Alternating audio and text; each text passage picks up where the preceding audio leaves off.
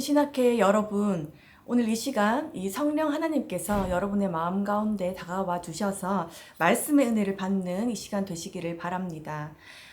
오늘 본문 말씀은 누가복음 12장 29절에서 34절 말씀입니다. 누가복음 12장 29절에서 34절 말씀입니다. 너희는 무엇을 먹을까, 무엇을 마실까 하여 구하지 말며 근심하지도 말라. 이 모든 것은 세상 백성들이 구하는 것이라. 너희 아버지께서는 이런 것이 너희에게 있어야 할 것을 아시느니라. 다만 너희는 그의 나라를 구하라. 그리하면 이런 것들을 너희에게 더하시리라. 적은 무리여 무서워 말라. 너희 아버지께서 그 나라를 너희에게 주시기를 기뻐하시느니라. 너희 소유를 팔아 구제하여 낡아지지 아니하는 배낭을 만들라. 곧 하늘에 둔 바 다함이 없는 보물이니 거기는 도둑도 가까이 하는 일이 없고 좀도 먹는 일이 없느니라. 너희 보물 있는 곳에는 너희 마음도 있으리라. 아멘. 오늘 제가 전할 말씀 제목은 아름다운 하나님의 나라입니다. 이 하나님의 나라는 이 신약 성경 말씀 가운데 여러 군데에서 등장하고 있습니다. 마태복음, 누가복음, 이 요한복음, 요한계시록 등 여러 군데서 이야기를 하고 있습니다. 이렇게 자주 이야기한다는 것은 그만큼 중요하다는 사실입니다. 심지어 이 하나님의 나라는 이 예수님이 전하시는 핵심 메시지입니다. 이렇게 중요한 하나님의 나라를 우리는 놓치고 살아갈 때가 참 많습니다. 바쁘게 또 자신의 가정 문제로 다른 바쁜 일들로 인하여서 우리는 그 의미조차 또 모른 채로 살아갈 때가 참 많습니다. 하지만 이 성경 본문 말씀을 읽다 보면 우리는 그 키워드의 열쇠를 찾아갈 수가 있습니다. 이 당시에 이스라엘은 로마의 지배를 받고 있었습니다. 이러한 상황 가운데 이 유대인들은 이 로마의 지배에서 해방시켜줄 메시아를 찾고 있었습니다. 이러한 세상에 이 정의와 평화가 실현되기를 고대하는 이 유대인들이 이것이 바로 하나님의 나라가 오는 것이라고 굳게 믿고 있었습니다. 하지만 이 예수님이 선포한 이 하나님의 나라는 유대인이 생각하는 이 하나님의 나라와는 대치되는 개념입니다. 이 하나님의 나라는 이 유대인의 율법, 성전 이런 것에 제한받는 것이 아니라 이 로마를 지배했던 생각이 예수님께서 말씀하신 이 하나님의 나라의 생각과 뜻이 달랐습니다. 그렇다면 이 예수님이 말씀하시는 이 하나님의 나라는 어떠한 곳입니까? 첫째는 이 하나님의 나라는 염려하지 않는 곳입니다. 예수님께서는 제자들에게 세상적 가치에 대한 그들의 자세에 대해서 가르치고 계십니다. 너희는 근심하지 말라고 말씀하고 있습니다. 여기서 근심하다는 말은 성이 나다, 불안하다라는 뜻입니다. 결국에는 이 허망한 욕망이나 또 물질 문제로 지나치게 걱정, 근심을 하게 되면은 불안해지거나 화가 난 상태에 이르게 됩니다. 이러한 모습은 이 제자들의 모습에서도 찾아볼 수가 있었습니다. 이 당시에 제자들은 어떨 때는 확신을 가졌다가 또 어떨 때는 불안에 떨고 있었거나 또 어떨 때는 의심에 사로잡혀 있을 때가 있었습니다. 그렇기 때문에 이 예수님께서는 그 누구보다도 이 제자의 상태를 잘 알고 계셨습니다. 그럼에도 불구하고 이 예수님께서는 제자들에게 근심하지 말라고 말씀하고 계십니다. 이러한 제자들에게 예수님께서 말씀하시기를 이 모든 것은 세상 백성들이 구하는 것이라고 말씀하고 있습니다. 세상 백성들, 이것은 하나님을 믿지 않는 불신자들이라는 이야기입니다. 이 먹는 것과 또 입는 것과 또 이러한 것으로 인해서 염려하고 구하는 것은 바로 이 불신자들이나 구하는 것이라고 말씀하고 있습니다. 이 하나님을 믿지 않는 사람은 하나님의 뜻보다는 오로지 세상의 물질과 탐욕적인 번영만을 바라봅니다. 또 그것을 삶의 주인으로 모시고 있습니다. 그럼에도 불구하고 이 하나님 아버지께서는 이런 것이 너희에게 있어야 할 것을 아신다고 말씀하고 있습니다. 본문 30절을 직역하자면 그러나 너희의 아버지는 이미 알고 있었다는 의미입니다. 세상 백성들의 구하는 것과는 반대로 그 필요를 이미 알고 있는 이 하나님의 모습이 나타나게 됩니다.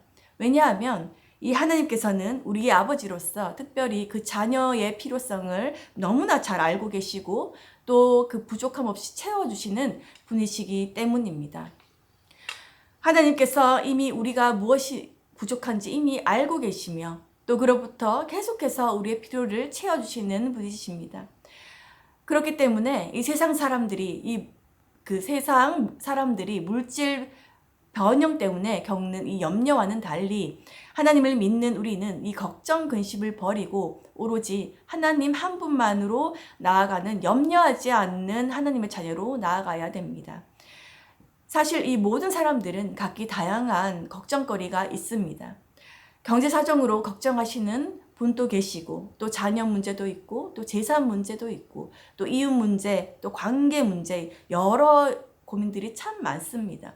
특히 먹는 것과 입는 것은 또 우리 의식주에 해당하므로 참 중요한 문제입니다.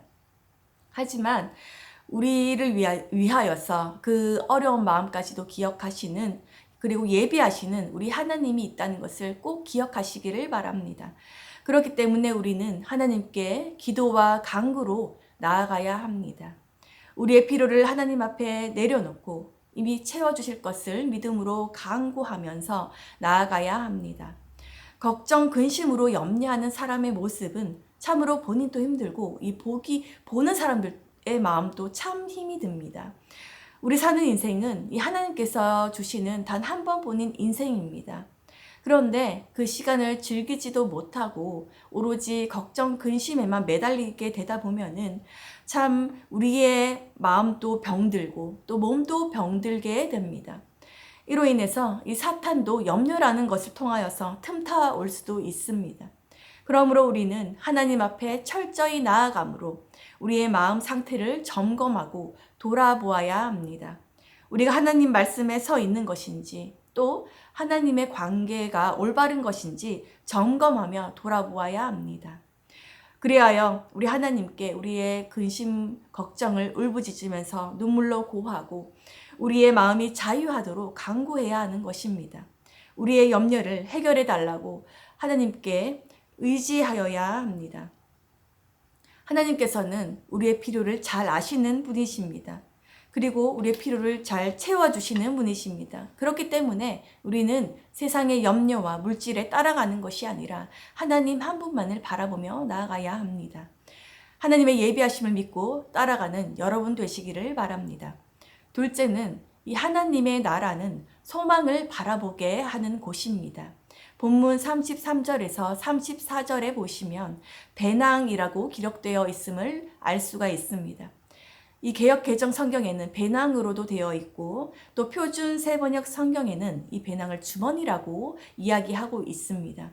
결국에 이 헬라어라고 그 원어를 찾아서 그 기원을 찾아보면은 주머니, 돈을 넣어두는 자루들이라고 합니다. 이것은 이 많은 구제로 만들어진 이 낡아지지 않는 주머니를 뜻합니다. 바로 이 주머니가 바로 하늘에 있는 보물임을 말하는 것입니다. 이 보물을 하늘에 두는 방법에 대해서 설명하고 있는데 이 방법은 자기 소유를 팔아서 구제하는 것이라고 이 성경은 말씀하고 있습니다. 이 세상에서 재물은 이 낡아지는 주머니에 보관되어서 언젠가는 없어질 그러한 것입니다. 하지만 이 낡아지지 않는 이 주머니는 이 구제를 통하여서 하늘 소망에 가치를 두는 삶을 살아가는 것을 의미합니다. 너희 보물이 있는 곳에는 너희 마음도 있다라고 이 성경에서는 말씀하고 있습니다. 마태복음 19장에 보면은 이 예수님을 찾아온 부자 청년과 삭개오를 우리는 찾아볼 수 있습니다. 이 부자 청년은 계명은 잘 지켰지만 이 재물을 팔아서 가난한 자에게 나누어주고 예수를 따르라는 이 예수님의 이 말씀에 근심하고 돌아갔습니다. 반면에 이 삭개오는 자기 자신의 절반을 내어주고 또 빼앗은 것은 4배로 갚겠다고 선언함으로써 이 아브라함의 자손이 되었습니다. 이처럼 이 두 가지의 마음은 함께 할 수 없으며 이 하나님을 믿는 성도라면 누구나 이 우선순위를 정해야 합니다. 이처럼 우리는 우선순위를 잘 분별하여야 합니다. 하늘에 보물을 두는 사람만이 이 하나님 나라에 합당한 사람이며 또 영원한 축복을 소유하는 사람입니다.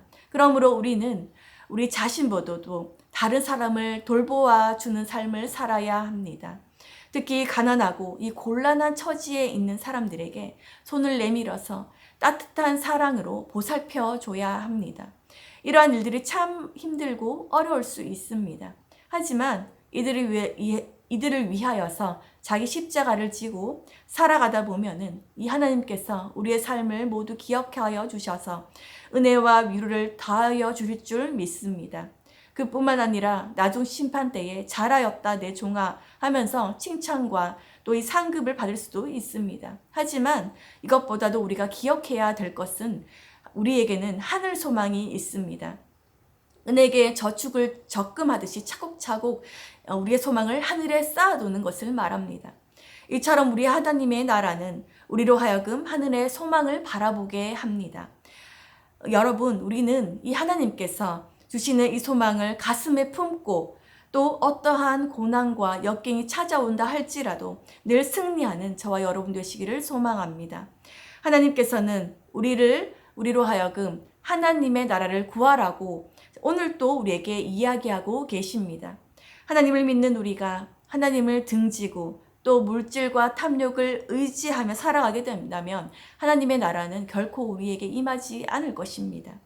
하나님의 자녀인 우리는 우리의 부족함과 필요를 아시는 이 아버지 하나님을 철저히 신뢰함으로 기도로 나아가야 합니다.